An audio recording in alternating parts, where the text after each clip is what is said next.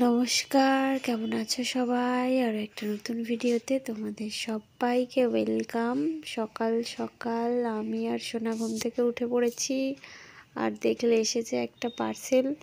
তো সেটাতে কি আছে আমি পরে বলছি। আজকে হচ্ছে রবিবার, তো তোমাদের দাদা হচ্ছে আজকের স্পেশাল রান্নি।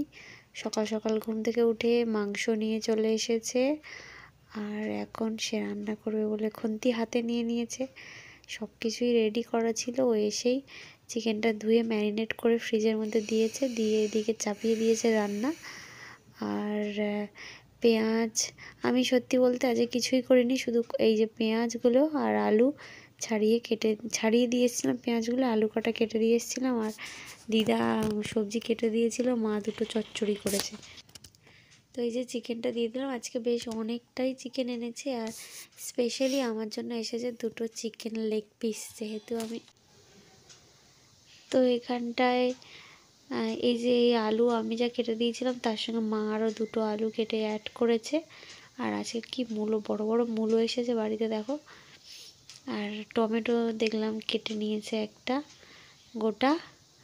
আর এখানটায় সুন্দরভাবে পেঁয়াজ, জিরে ওর জিনিসপত্র অনেক, এটা ওটা সেটা কত কি, সে সমস্ত কিছু মা জোগাড় করে দিয়েছে। আর একজন এই যে ঠাম্মির কোলে। আর আজকে সকাল থেকে তো একদম নতুন একটা জিনিস অ্যাড হয়েছে, হাঁটতে হবে ওকে নিয়ে, বসে থাকলে কান্না করবে। আর সে জোরে জোরে মাথাটা পুরো গরম হয়ে যাচ্ছে আমার, মাঝে মাঝে ধরে ন্যাত করে যখন শুয়ে দিচ্ছি তখন কান্না কি। আর মাথার চুল দেখতে পাচ্ছ তো, এই 70% উঠে গেছিলো বলেছিলাম, এবার 85% উঠে গেছে, আর 15% আছে। ওটা উঠে গেলে আমার হয়ে যায়, মাথাটা পুরো ফাঁকা হয়ে যায়।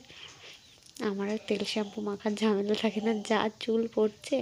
আর এখানে তরকারিটা শুধু কি হবে বুঝতে পারছো, কষানোটা যা হচ্ছে দেখেই তো মনে হচ্ছে যা হবে। আর এখন তো আমি খেয়ে উঠে করছি, ভিডিওটা এডিট করছি, অসাধারণ টেস্ট হয়েছিল। আমার ইটিং চ্যানেলে চলে যাবে সবাই, তো সেখানে ভিডিও আমি দিয়ে দেবো যে ও কেমন রান্না করেছে। আর যা ইয়াম্মি খেতে হয়েছিল, আমি গপ গপ করে খেয়ে নিয়েছি পুরো ভাত আজকে দুপুরে।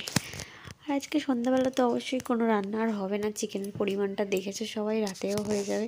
আর এমনি চিকেন অল্প এলেও দেখবে আমাদের বাঙালিদের ঘরে রাতে আর রান্না হয় না, ওই আলু ঝোল যা থাকে ওই দিয়েই খাওয়া হয়ে যায়।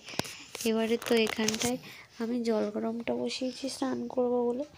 উনুনে কিছুটা জল গরম ছিল, কিন্তু সেটা ঠান্ডা হয়ে গেছিলো, অল্প কম পড়েছিল বলে মাঝখানে আমি আবার জলটা বসিয়ে দিলাম। দিয়ে আর মাঝখানে আবার বাবার ফোন চলে এসেছিলো, তার জন্য আবার ভিডিওটা তোমার কথা বলতে বলতে বন্ধ হয়ে গেছিলো। তো দেখো এখানটা মাংসটা দিয়ে দিল। আর আজকে রান্নাটা খুবই টেস্টি হয়েছিল। এখন ঘড়িতে বাজে বিকাল না সন্ধে ধরে নাও 5:30। একজন খেলছে, তার বাবাও খেলছে, দুজনই খেলছে। বাবা ফোনে পাবজি খেলছে আর ছেলে পাশে খেলছে। তো আমি ভাবলাম আমার ভিডিওগুলো সব শেষ করি, কারণ সোনার যে ড্রেসটা এসেছে ওটা হচ্ছে স্যান্টার ড্রেস এসেছে। তো সেটা আমি ওকে পরাবো এখন। সান্টা সাজবে তুমি বাবা, বাবলো মুখের দিয়ে তাকিয়ে তাকিয়ে হাসছে সে এখন। তো আপাতত ওর বাবাই বলেছে কতগুলো ছবি তুলে দেবে। তো এখন রবিবার সারাটা দিন এরমভাবেই চলে গেল, কোথাও না বেরোলাম না কিছু করলাম। তাও একটু সন্ধ্যের দিকে মনে হচ্ছে যে একটু বেরোবো।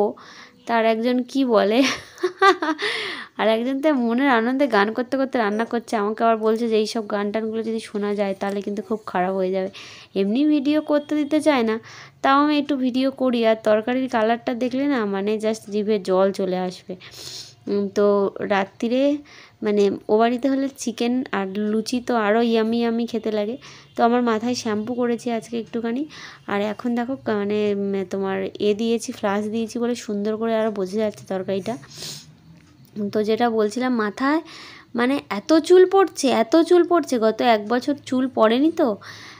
গত 1 মাসে আমার যা চুল উঠতো, 1 মাস কেন পুরো জার্নিতে যা চুল উঠেছে সেই চুলটা মনে হয় আমার একদিনে ওঠে এখন, এরকম হয়। প্রেগনেন্সিতে তো চুল একদমই ওঠে না, আর এখন যা চুল উঠছে আর বলে কাজ নেই। তো মাথায় বাবু মশা কামড়াচ্ছে না তো মাথার তো একদম পুরো অর্ধেক ফাঁকা হয়ে গেছে। হ্যাঁ ছোটো ছোটো চুল ভর্তি হয়ে গেছে, তো সেই জন্য আমি আর চাপ নিচ্ছি না। তো এখানটায় দেখো চিকেনের কালারটা কি অসাধারণ হয়েছে, এরকম খেতে কিন্তু বেশি ভালো লাগে। দেখো এই যে তোমাদেরকে চুলগুলো একটু দেখায় যে আসলে আমার সাথে কি হচ্ছে, যে দেখো পুরো মাথা ফাঁকা। ওই যে ছোটো ছোটো যে চুলগুলো কেটেছিলাম না, ওর অর্ধেকের বেশি সব উঠে গেছে।